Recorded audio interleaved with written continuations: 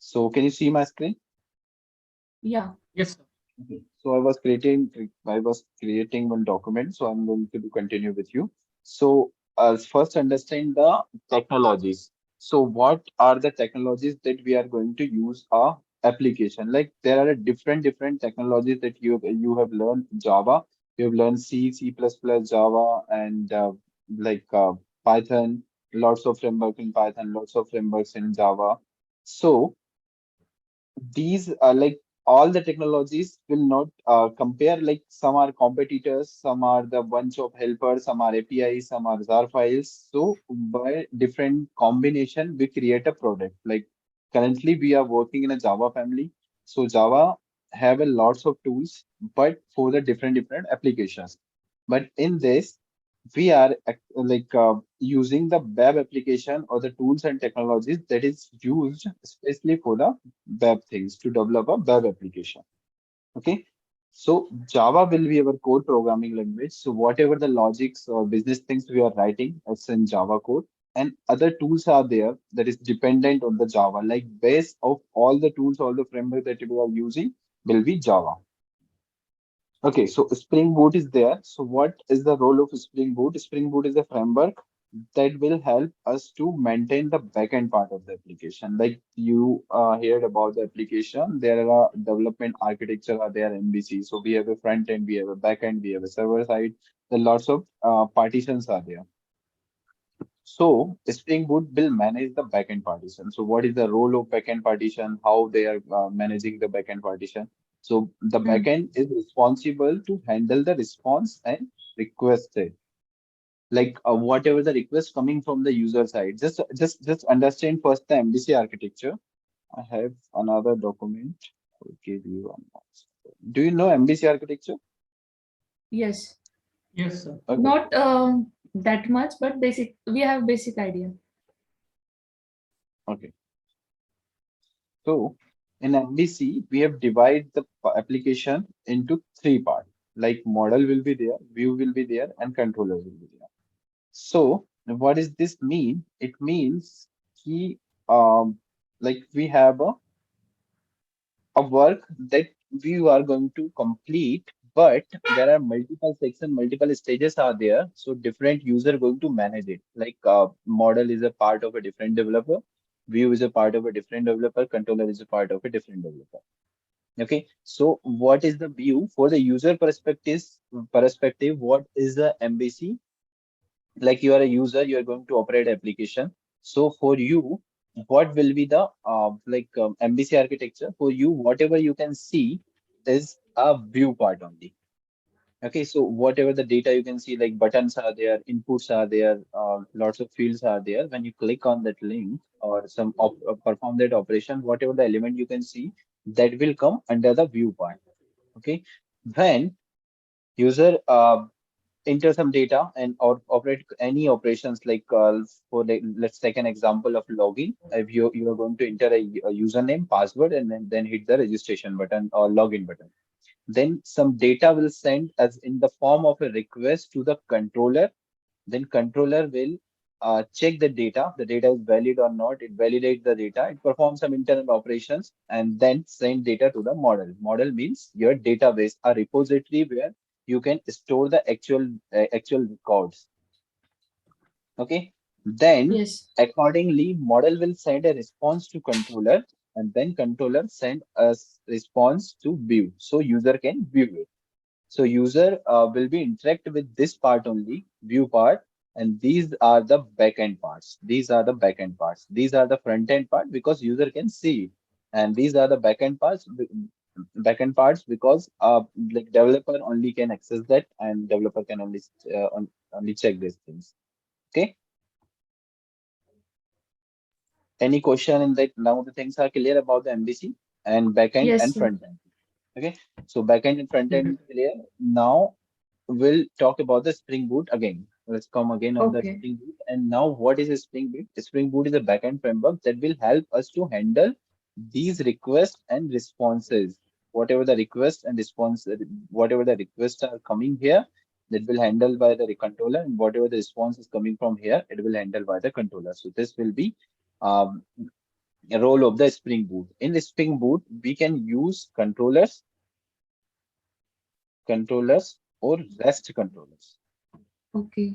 Okay, there are two types of controller, REST controller and controller. So controller will be always like when we are using with the same family, we are using controller like we are working with a JSP as a front end or HTML, CSS, and JSP is a part of a Java family. So we can use controller over there. But nowadays, uh, there are multiple technologies that are working separately for the front end, like JavaScript, like React JS is there that is good for the front end, and Spring Boot is a good for back end, and like React is a coming from the JavaScript family, and Spring Boot is coming from the Java family.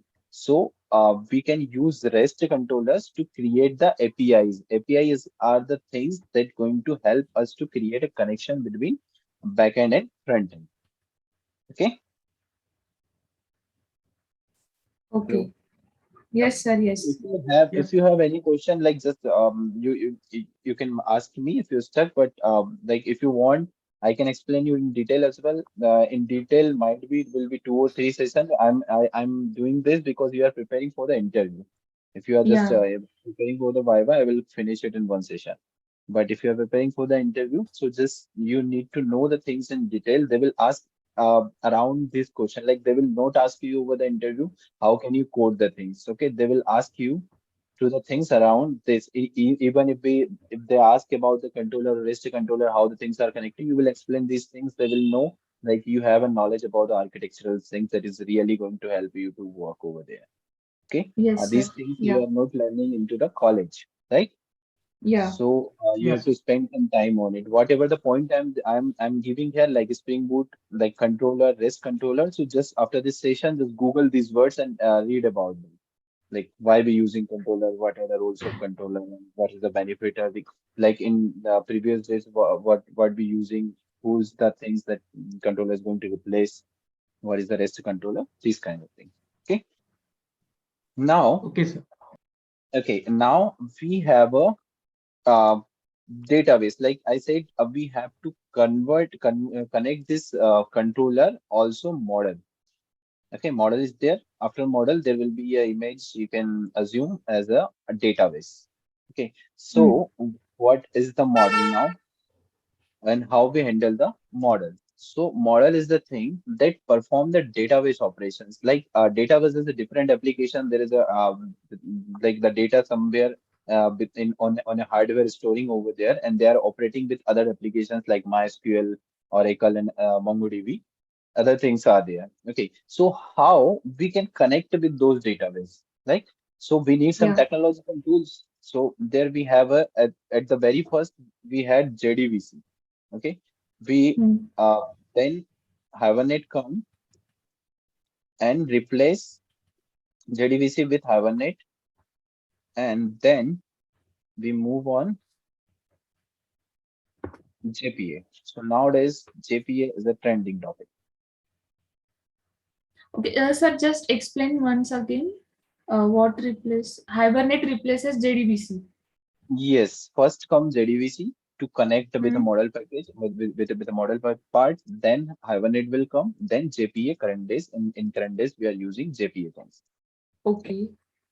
Okay. So what is the difference between them? Like difference, I'm going to give a brief description. You can read in detail over the Google. You will easily get lots of content over there around these Okay. things. So JDBC as a API or tool that provides some things like some Java code, some previous methods will be there to create a connection with the database and uh, load the driver to set the password. Just create a connection and perform the operations. But there was some like limitations are there. So Hibernate come and Hibernate make the database independent. Like in JDBC, whatever we code we are writing, it will work with for only database. For example, I have write code in JDBC for a MySQL database. So it will work only for the MySQL. It will not work over the Okay. Oracle. So Hibernate come into the picture. Hibernate says like you can write the code, database code only once, and you can use the same code for any kind of database. Okay, so it's overcome our problem. Now JPA come into the picture. JPA is a REST API. Now all the things are dependent on the APIs.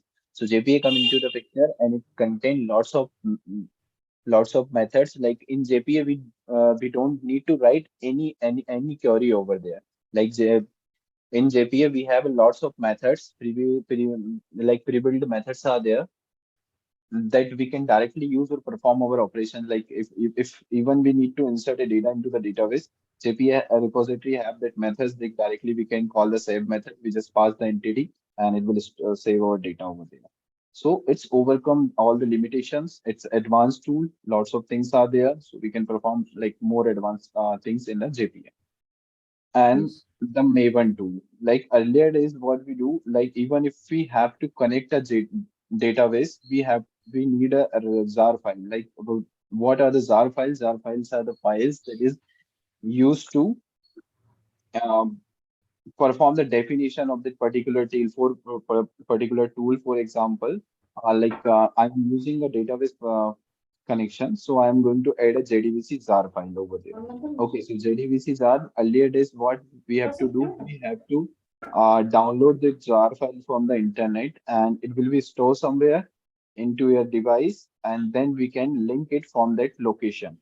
But now Maven will come into the picture. Maven says like we don't need to be like dependent on a particular location to store the jar files. It will create a complete like different dependencies are there. We just need to write 2 or 3 line code over the dependencies. We need to connect the application from the internet. Automatically, it will download all the jar from the centralized repository of Maven. Okay, so this is a Okay. this is a dependency management tool, and you can say the project management tool also, because it manage all the like what is the current version of the application, what are the grouping of the application, like some kind of configuration thing also be there. Also, we can add any plugin support over there, any external plugin support. So Maven is there too. So these all our tool will help us to manage the backend part. Okay, now let's come to the front end part. And over the front end, we have HTML, CSS, Bootstrap, JavaScript. Like lots of technologies are there for the front end, but in this project especially, we are using HTML, CSS, JavaScript, JSP with Java, and JSP with JSTL. Okay, Okay. so HTML, whatever the element we need to define over a web page, that input buttons or links, these are designed by the like these are developed by the HTML. Okay, but the default tags you can see over the screen are very weird. So CSS will come into the picture, and CSS will style them. Like they give some colors to them. So they give some shadow, some animations are there. So like lots of different things are there that you can do in the CSS related to the styling. Okay, to make it like more and user interactive. Okay, so after that we have a bootstrap. So what is the bootstrap? In the CSS, we have to write the custom code. So bootstrap is the advanced framework of CSS. It has predefined classes. Those classes we can directly use to perform operations. Like in CSS, like for example, in CSS, I have to create a button. I have to color some buttons, so I have to write each and every code to create a color value and like to give a shadow, give height and width and lots of things. So I have to create a custom code. In Bootstrap, I can just call a button class and it will automatically style my button.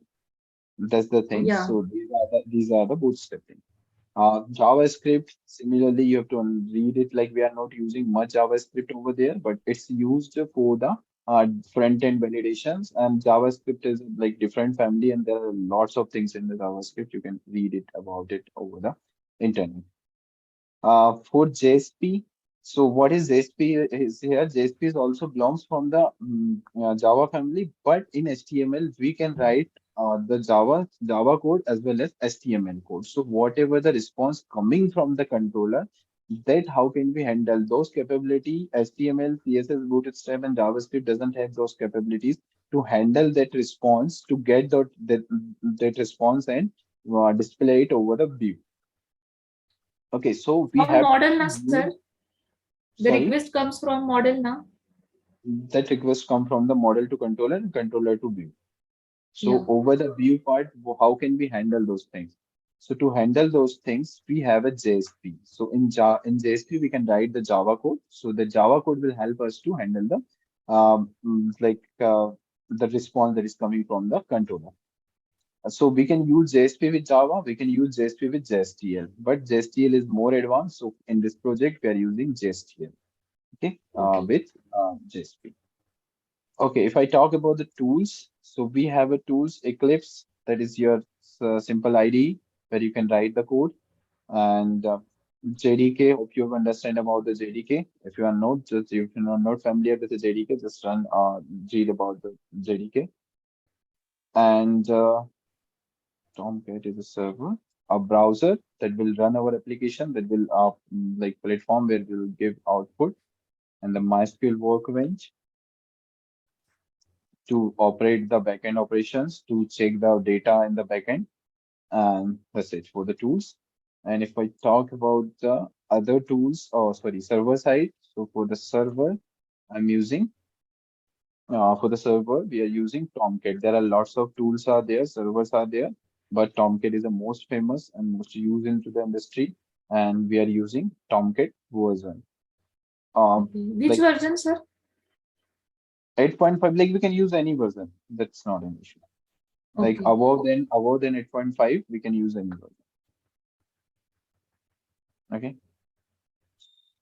and it's integrated already into the Spring Boot. Like we don't need to do anything to do this Tomcat server. Like earlier days, we have to download the server from the internet, then we have to configure the server, then we have to link that application. But it's Spring Boot already have the server. We don't need to anything.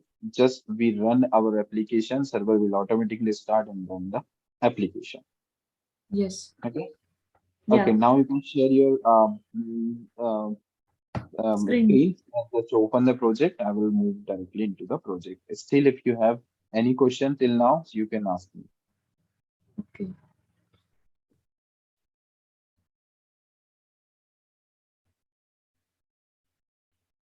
I don't have access to share my screen, sir. Okay, let me check.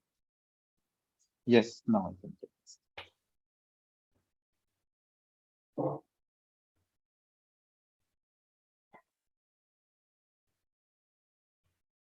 Is it visible? this. Yes. Okay, give me control.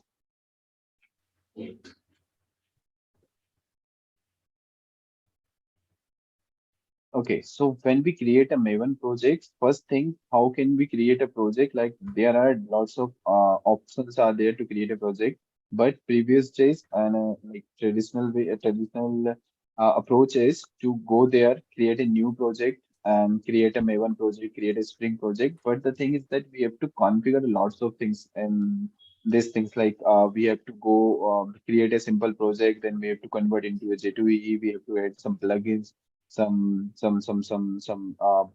we need to install new software, new sub plugins into the Eclipse, and that configuration thing will take lots of time. So what Spring Boot provide us? Spring Boot provide us a initializer. Like, can you share the whole screen? Like, I can only see the one screen of like ID. I need an entire access of the entire system, Okay, okay. so I can operate other things as well. So I'm just giving the request again.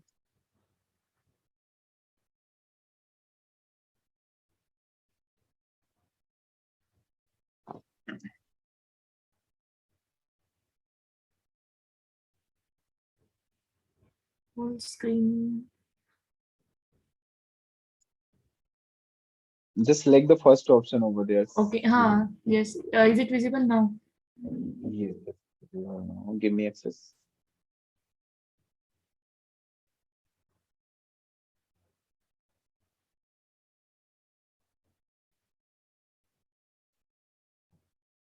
Okay, so Spring will provide us a initializer. So I'm gonna give you something.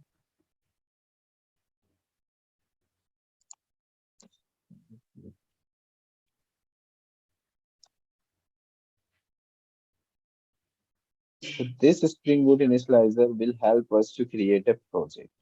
Like just enter the project name details over there, select the Java version, all the things, and we can add the dependencies, Maven dependencies from there here, and it will give us a complete project, a basic project to start the application. Like we can run it as an application. Okay. Yes. So after that, we'll import that application in our Eclipse, our tool, and then we'll start the further work. Now we have to create the folder structure. So I'm skipping those folders that is auto-generated and that is generated from the initializer. Apart from that, Yeah. what project we are creating here, I will discuss about them.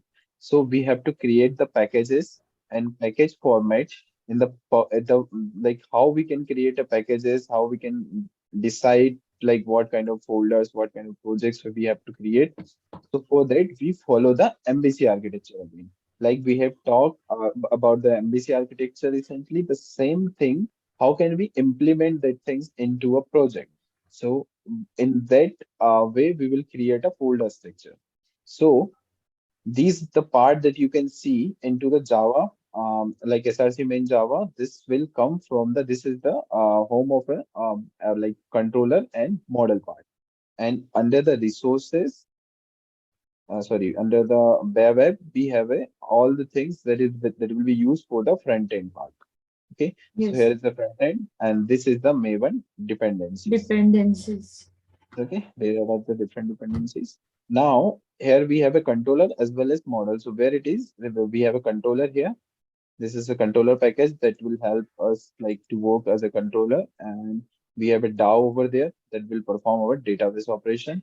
And all these other files are a configurational file or helper for this DAO and controllers.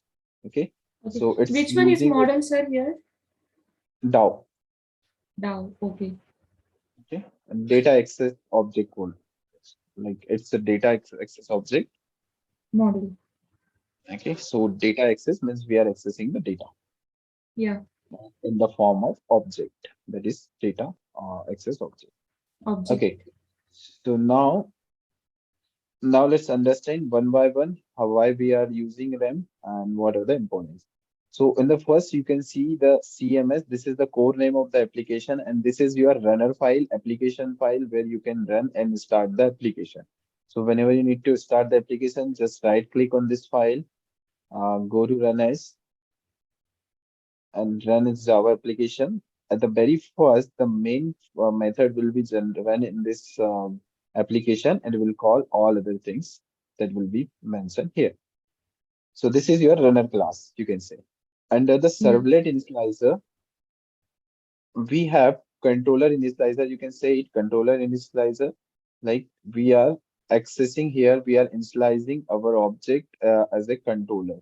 Okay. So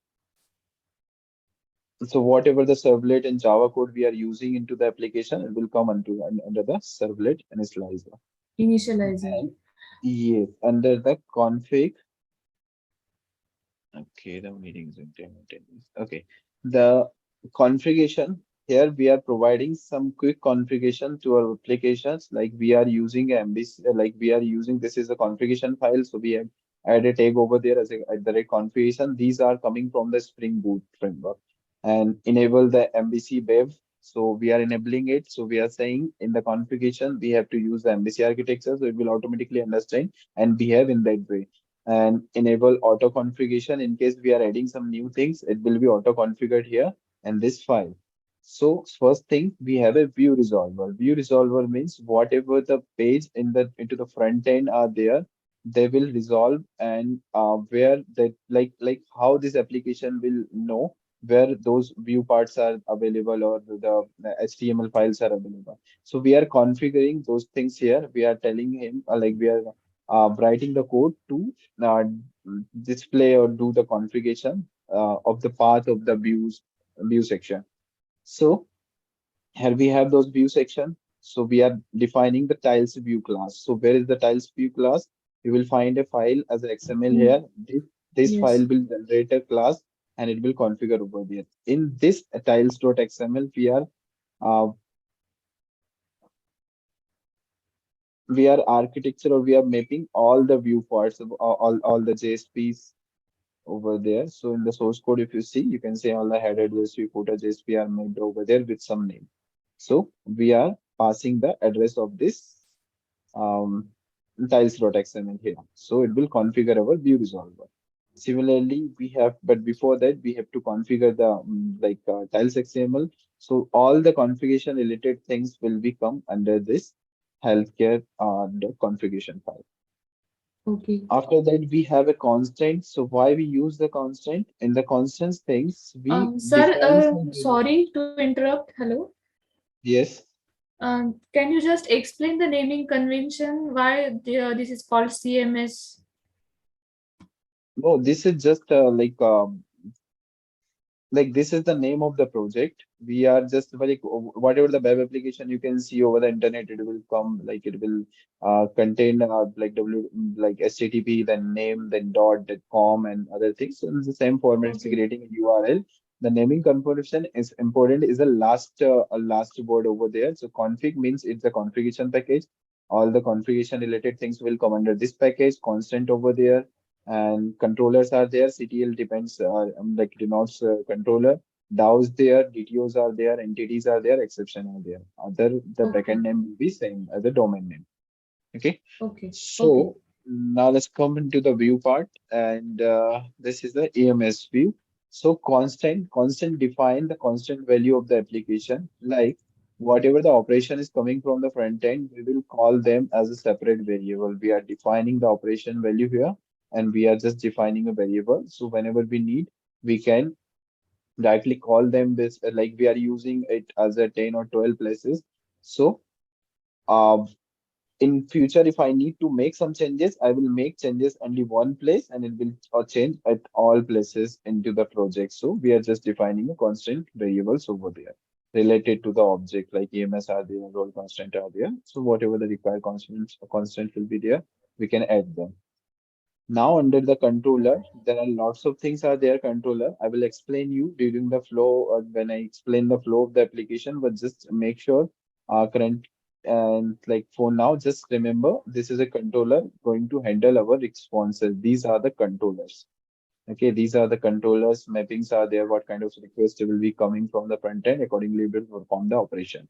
So we'll discuss on this topic in detail later. First, I'm just explaining the folder structure and the files that we are using and why we're using. So, as I said, DAO is there to maintain the database transaction. So, under the DAO, for each module, there is a separate DAO.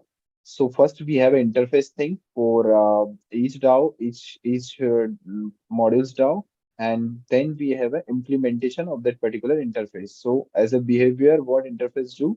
Interface define the methods and but don't implement them. So just methods name and methods definition will be there, but method declaration will be there. But under the implementation section, will implement this those interface and will perform all the methods over there. We implements the user DAO interface and Down. then yes, and then we are implementing writing the definition of the methods that are declared over there. So that was there. So you can see there add operation, delete operation. So whatever the database operation we need to perform, we will write those code into a down section. Okay. Next thing, we have a DTO. So DTA is a data transaction object. So what it do,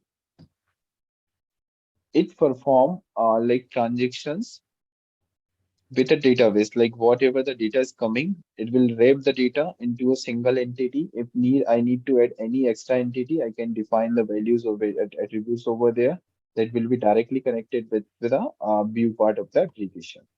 So we are converting those into a entity, like we are converting an object into an entity over there and data fields, and the we are populating the bean from here that will return to the model part.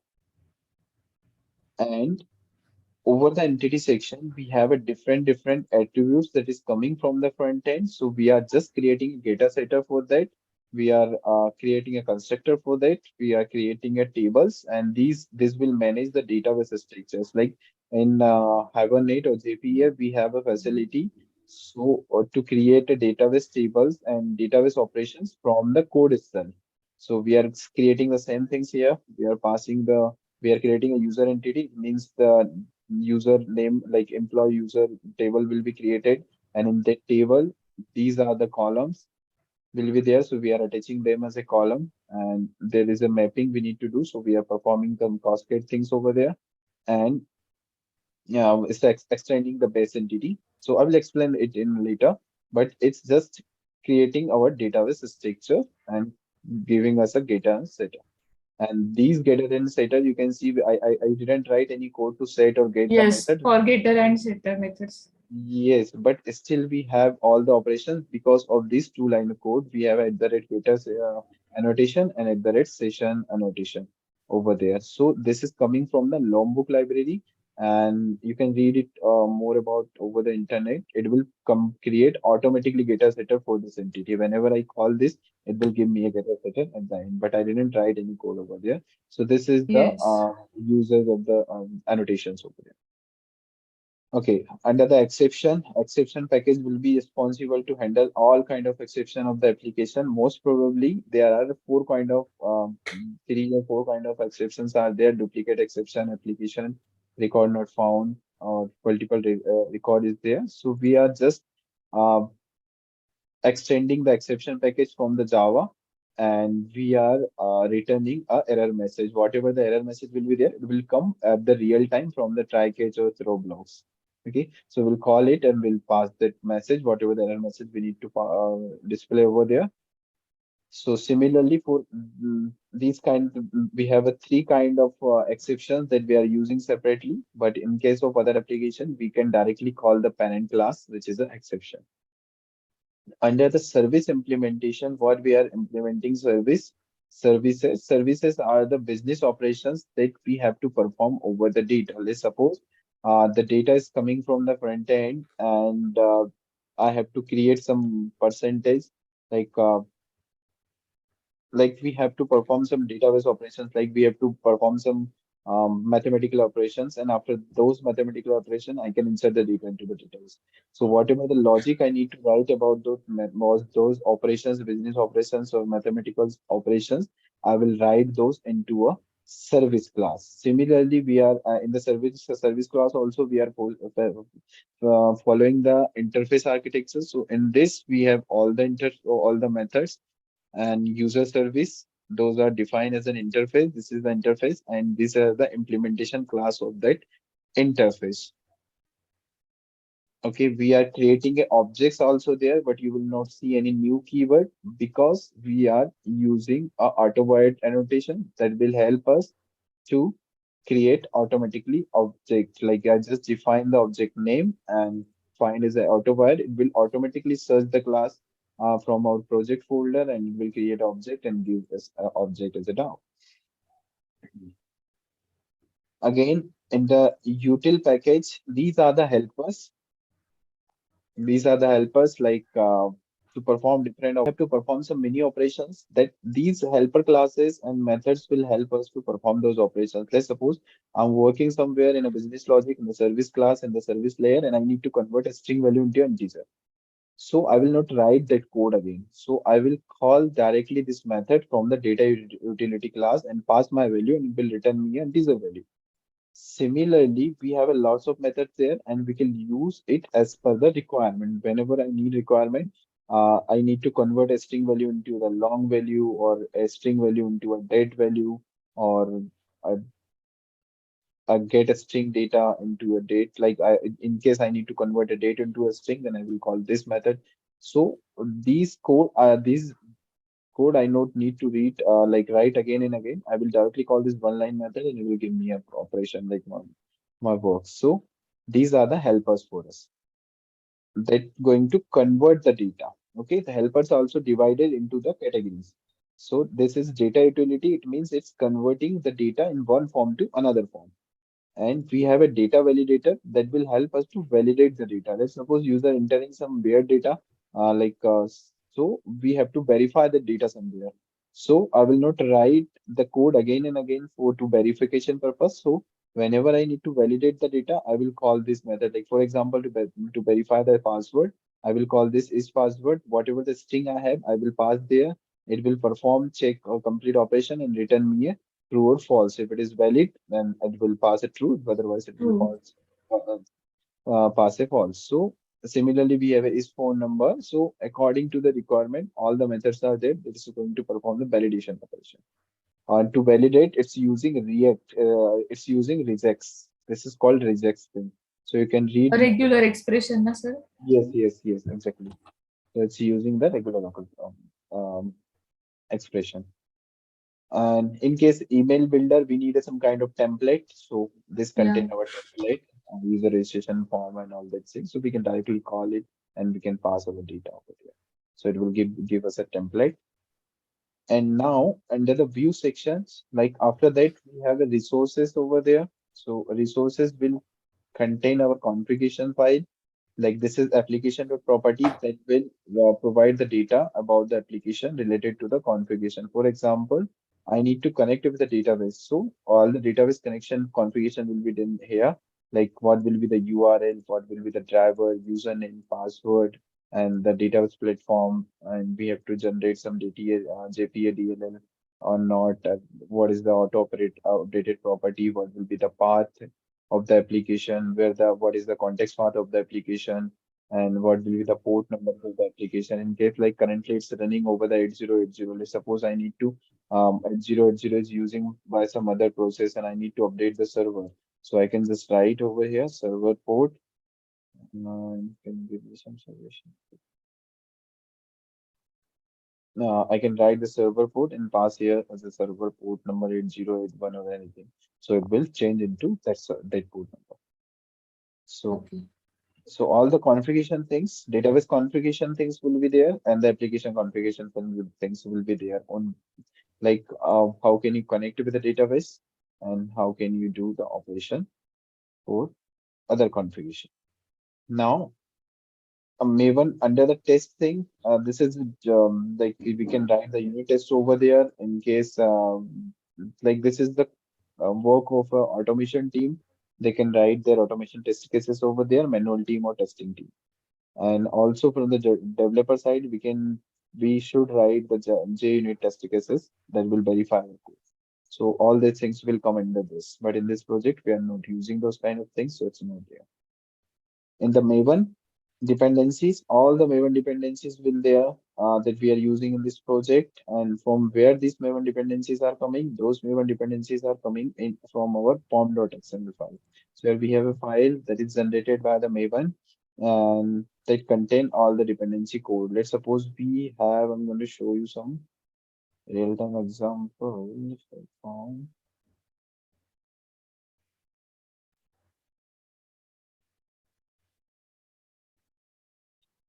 okay.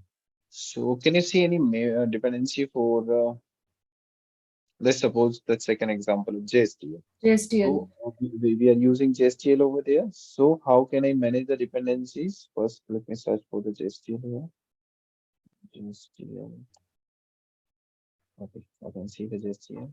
So this code will come from the internet, and whenever I need to add any dependency here, I will add this line of code. Let's suppose currently I'm removing it here. I just remove it. I resave the file. Automatically, the valid project will build, and Start this building. Yeah. it, yeah, it will remove it. When we refresh the application, they can see that they still jar is gone from here. Now, if I want to back it, I just put this code over there. I can save it. It will aid the dependency at my project location. It's downloading it from the internet. Where these are repositories are there, you can check over the Maven dependencies. Like you can search over the Google Maven dependencies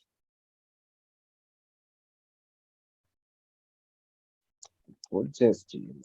So they have an official site for it, mavenrepository.com. You can open it. You can check the version. So let's suppose you need a 1.2 version. You can open it. You can Okay. copy this code from there. You can copy this code, or you can keep this code in your form.xml under the dependency section. So it will automatically add those jar, and you are ready to go, and you are ready to use those APIs.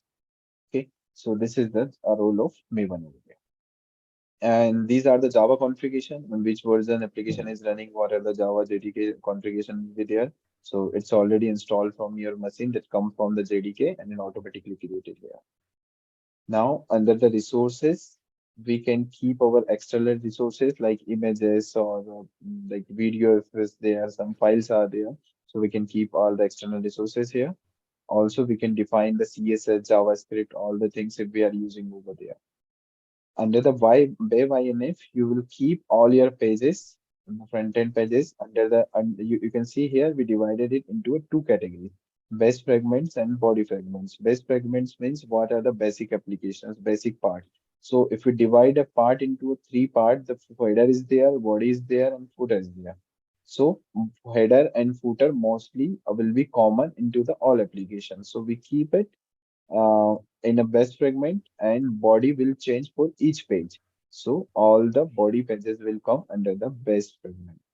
And under that we have a layout section, and this layout will design, it is related to our tiles that will define the layout of the tiles classes over there that we are resolving into the resolvers. Okay, so this is the complete architecture of the application, and these are the some auto-created files that will like defines about the Maven things that we are using over there. So these are not readable, and you can ignore them. So this is the Okay. complete architecture of the application. So while you're working over the web application or any kind of application, there are three types of operation. The data will be sent to from front end to database, and the response will come from database to front end. So in the same flow, we will see two modules where we are inserting the data somewhere into the database, and other module where we are getting the data from the database. That will clear out all the like flow of the application. And for each module, every module, we are following the same uh, architecture and same process. So it will be common for all because we are using MVC architecture and we are following all the industry standards. So the flow will be same for the all the modules. For example, take a Okay. simple example of registration process. What we do into the registration process, user enter some data and the data will be stored into the database. And one response will come from the database, like data is stored properly or not. In case of invalid inputs and errors, that they will share a error message or the like bad response. That response will be should be displayed for the front end. Same thing. So this is simple HTML where we designed our element and style our element by using CSS. So the main work is going under the form section. So if you read about the HTML, the form contain all the inputs and the fields. Whenever user will click on the submit button, this complete data will be sent to the controller part. Like data first, when we perform the view operation, the data will move to view to. Okay, the form is ending here. So when user will click on this submit button, this is the button. When user will fill up all this data and click on the submit button, this form data will be sent to a Action. Action will be send the data to the on a particular form that is called controller. Okay, and what form the data will be sent? Data will be sent in the form of model attributes. So why we define the model attribute here? Because we are using advanced technologies, and this is the Spring Boot and JPA repository, or you can say Hibernate form.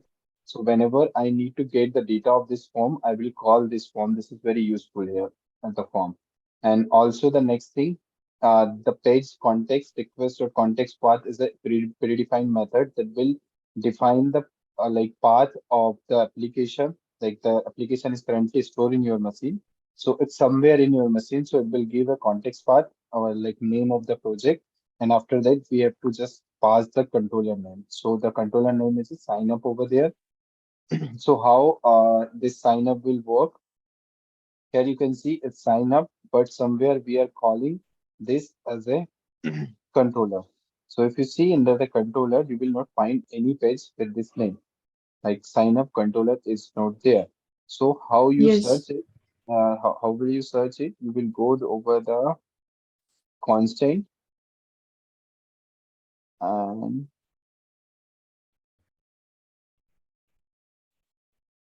Okay, okay, if you search here, if you see here, here you will see sign up, let's sign up, the same thing that we are using over there. And then we will call it as a sign up controller. Okay, so whenever I need to call this sign up controller, I will call this sign up controller as a variable.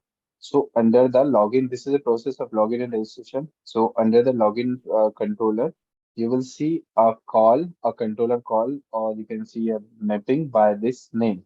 So when I search this name, sign up controller, I can see a method over there. Yes. This is the method sign up, and another one more should be there. Okay. This one is exactly calling when user will click on the sign up button. Okay, so whenever we are inserting the data into the database, and the call will come over the post mapping. In case we are getting some data where we don't need to send anything, then we will use a Hmm. get. So Get here in mapping. sign up, yes, in sign up process, we are sending some data. So we are calling this pop post mapping. And this is our method. Whenever user will submit the data, this method will call. So what this method getting from the front end? So it's getting request parameter. It means whatever the parameter data like username, password, email ID, or whatever the registration data will be there, it will come as a request parameter under the operation in form of a string. Also, if you notice there, we have defined a model attribute as a form. Okay. So in case if there are any other entity, they will call they it will come into the form of form here. So we are calling like whatever the name of the form we are defining in the view section, the same name we have to use it here. Also, Yes. it's creating an object of DTO, which means data transfer layer, and building result, binding result. It means whatever the data is coming in this, it will go to the DTO and it bind the data as a binding result. It means in the DTO, what we have in the DTO, we have a getter and setters. Okay, so somewhere we have to convert the data into an object. So that object we can use over there. So here is a DTO that will convert the same thing. Uh, and also we have a model here. So model will send a response. I will give you an example like somewhere if we are sending a response by the model, and this is the HTTP request. This is coming from the servlet. So this is a parameter. It's not used, I think, here, but it's in case of any custom requirement, we can use it as a request. Directly, we can call the request. Like currently, we are handling the request by the form, but in case of any requirement is come, so we can directly call the HTTP servlet request. This is coming from the servlet section. Okay, so this is the simple logger section. So this is a good practice as a developer. So we have to write logger or logger, you can say logs. So some operation like whenever you run the application, you can see lots of log in the console section. So this log will display here. For example, if I run the method,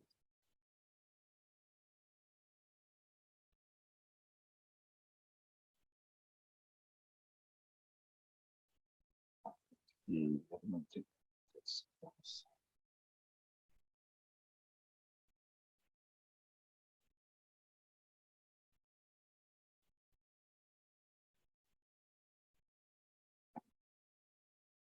so you can see the lots of messages are there.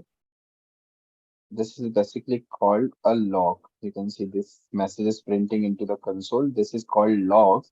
So as a developer, we can understand what the going on into the backend. If user is operating any application from the front end, so the backend also we can check what the operation are performing. So it's a good practice, but it's optional.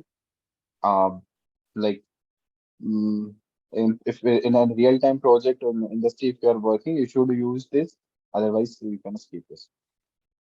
Okay, Okay. so whatever the operation is coming from there, there are lots of conditions over there. In case user over the registration page, there will be a reset button also. In case user will press the reset button, then this operation will perform and it will reset the operation. Uh, and in case of being any error, it will call this has error and send the error message to sign up view.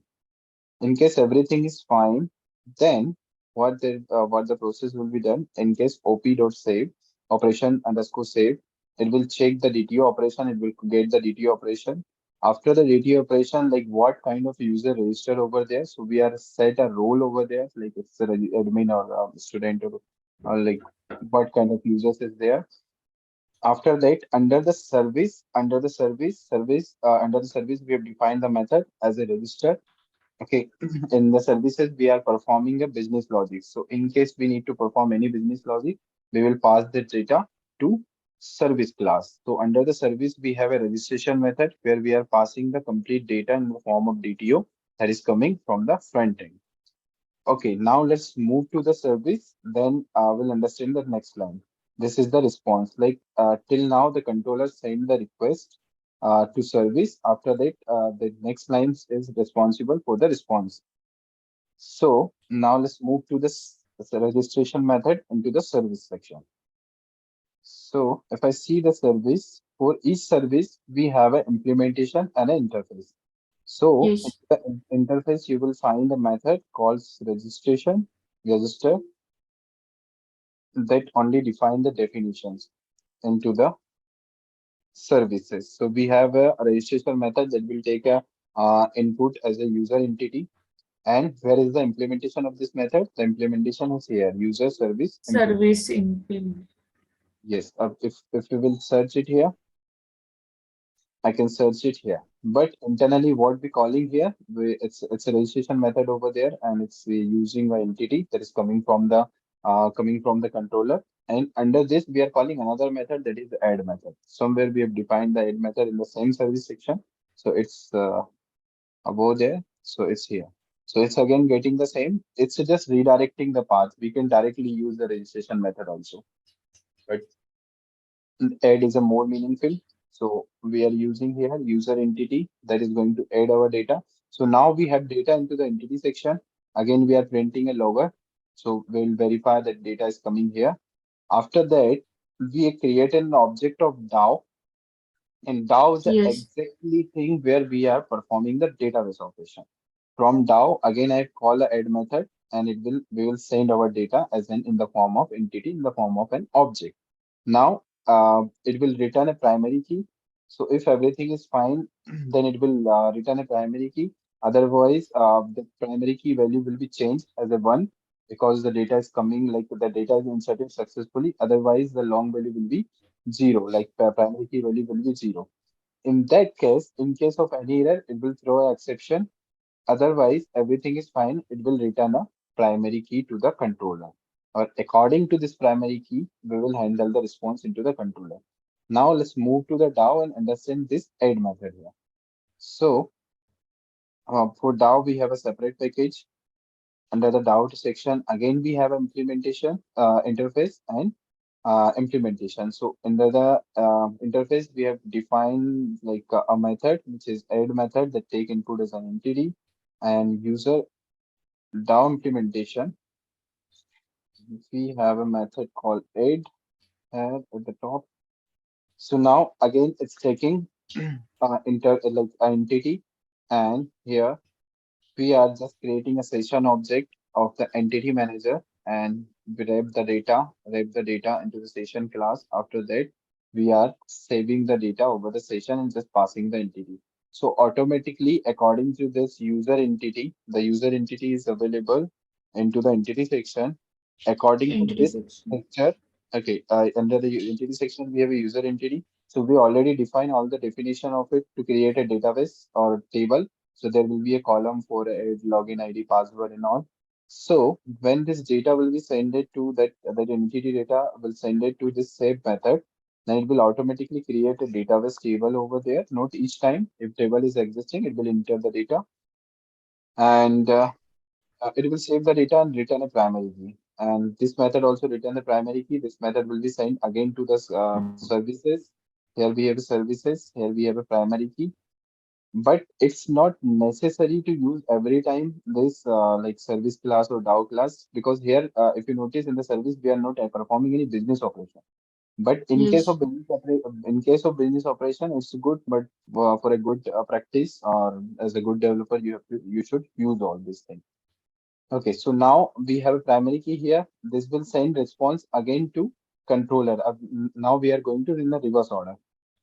and the service will send data to the again controller here, login controller. So under the login controller, we call the service dot registration, and after that we added an attribute as a response. You can say as a response. So this is the model that defined here as a model object, and we are passing a response that whatever the attribute we are adding here, it will be sent it to the registration sign up. So currently it's showing a key message success. So this is the key that will be used to get this attribute at the front end. But here we are adding it. So this is just a key, and this is the actual message user registration. So where we are defining this message, just go click on it, go to declaration. Somewhere we are defining the value of this variable. Okay, you can see here Mm. under the EMS message, we are passing user registration successful. Here, this is the variable name. So under the login controller, we are passing this message, and this will be our key success. And where we will return it, we will return it at a sign up. Now, what is sign up here? Sign up here, Sign up is a view. view page, but exactly it's not with a name as a sign up. So where we are defining these things, if you see, yesterday we User discussed register. about yesterday we have Okay. discussed about Tiles. it about the tiles. In the tiles, we have a view resolver, which is our tiles, and where we are defining all these values. So if you go and search here for sign up, you will find a definition here as a definition here as a sign up that contain the value as a user registration, and that contain a complete path of the page where we need to define send the data. So web INF body fragment, you can see here web INF body fragment, and under the body fragment we have a user registration. User register. Yes, so we are just need to call this, and all the path and related things will be taken care of by this only. So where was I? Login control. Okay, so it will send the data to the sign up, and whatever the response will be there, will be display over there. In case of any error, again the data will be sent to the same page, but this time the message will be different. Like this time the Yes. message will come as a error, not a success key. And after that, everything is fine. It will send the data over the sign up view. And like in case if both conditions is wrong, then default data will be sent to the sign up in case of a reset and other operation. So now sign up, how we are handling these operations and how we are handling the response that is coming from there. So if you search for it, sign up success.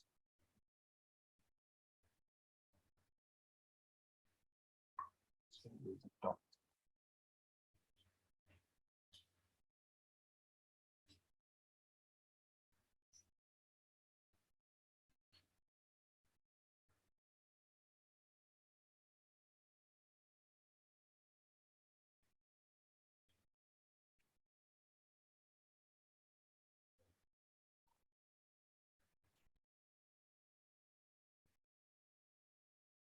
Okay, let me check the variable name, the definition variable name was.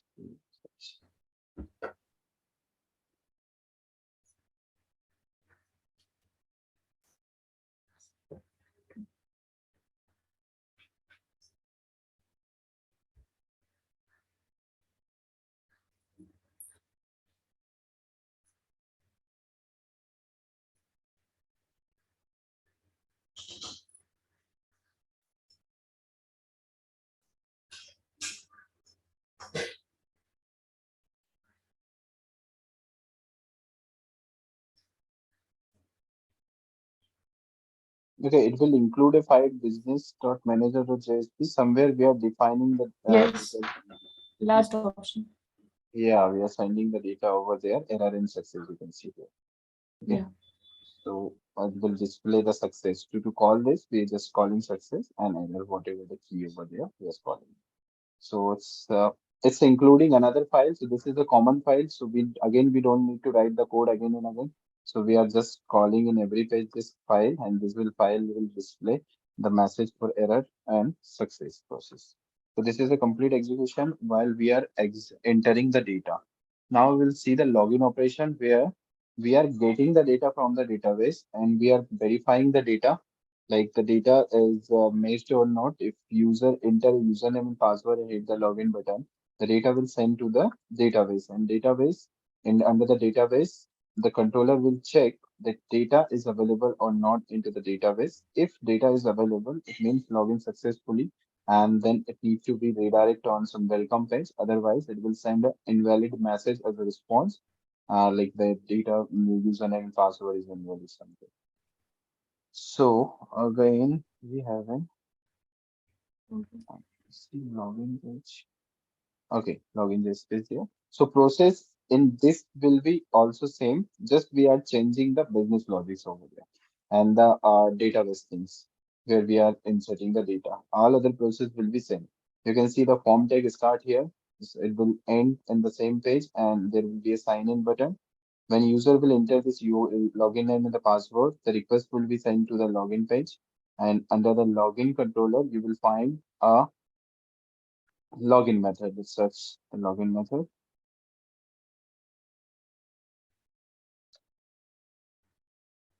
That's login. Okay, let me check the exact name so we can search it by Login. EMS view. We are calling this login. It means it will be redirected to this login controller call. Hmm. Login controller.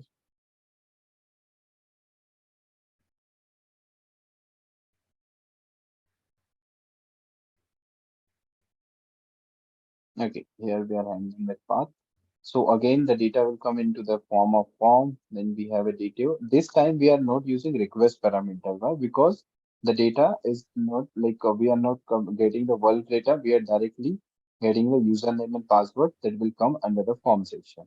So we have a DTO. We have a like the same thing will be is there. DTO is there. The form is there. Session is there, and model is there. Session because after login we have to create a session to perform the logout operation or to account is separate. Like the session will help us to perform the login operations.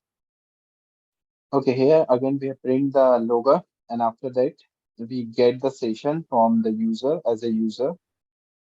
And if user is not null, like the session is not enabled, like if session is enabled, it will invalidate it and save a key success message. Okay, now it will redirect to the login page. Login.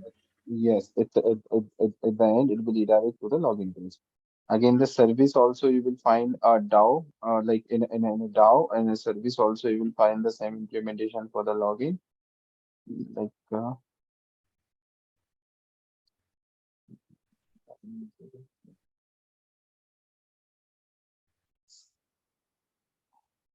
search.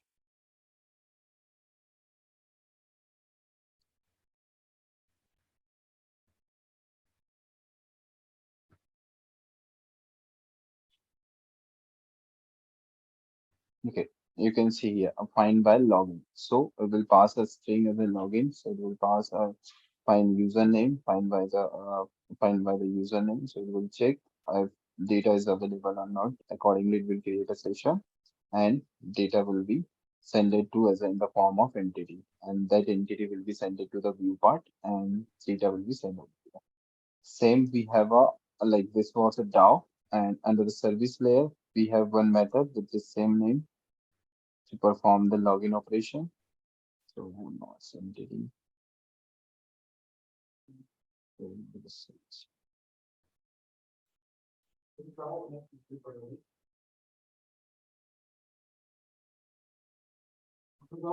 so you can see here we have a find by login that uh currently I'm on services here. So under the service also we have this method as a find by login. We will call login from the DAO. This method pass the data and perform the login operation. At the end, it will return an entity. So in the all the modules, separate module, we are using the same thing, same process, and data will go in a same flow.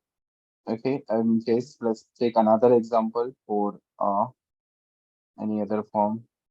Let's suppose we have a login form, medicine, not just. So here we are adding the medicines. So again, we have a form tag over there. That form, this form will be send data to the medicine under the controller. Under the controller, you will find a medicine controller. What's the controller? Medicine controller. Here you will find the data that will add the data or display the data, what kind of operation we need to perform. So we can perform the data over there, data operation over there. It will call now after controller, it will call the service class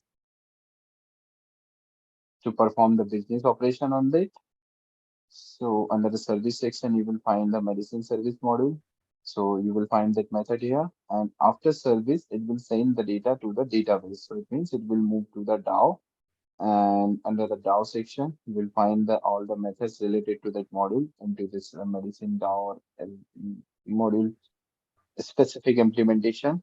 And after that, it will say that perform the reverse operation DAO to controller, DAO to service, service to controller, controller to view part. Okay. Okay. Okay, so now I'm done from my side. In case you have any question, you can ask me also. Also, you can note down the questions. I will, in case you want any other session, you can send out the list of questions